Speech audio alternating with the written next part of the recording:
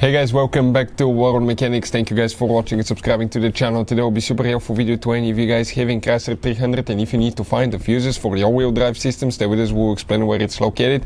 Now, we'll explain why it's super important to test fuses as well, where they're located. You need to check up to 2 fuses while we're making this video, because many of you requested that information in the description of the videos that we share, guys. So that's what we'll be making. Sometimes those fuses may be under a different name, and that's why you may have a hard time finding them. Now, let's go ahead and explain how to do that now.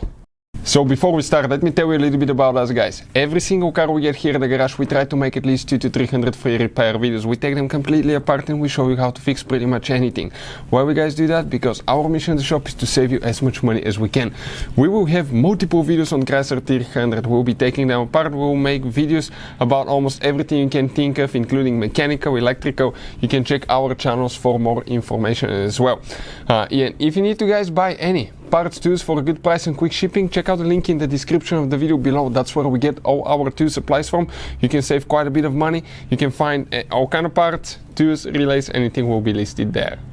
So specifically we have the 3.6 engine. I think the all-wheel drive version, most of the times I think it's a V6 3.6 engine. We're talking about that fuse box right here. How do you guys open it? It's pretty simple, by the way. Go ahead, squish towards each other, pull to the side, okay, and you have the fuse box here, okay, that's your fuse box. So looking at it now, guys, okay, we need to check 2 fuses. Now specifically we do not have the all-wheel drive version on ours, because we wanted to share the information with you which one it is, because some of you may not know. But the all-wheel drive fuse that you will need to check will be, okay, let me turn the light on, will be that fuse right here. The first fuse right here you will need to check. That's the first little fuse. Then you will have one more fuse, guys, that you will need to check, and the other one will be actually known as fuse number 48, and that will be the first fuse in that fuse box right here. The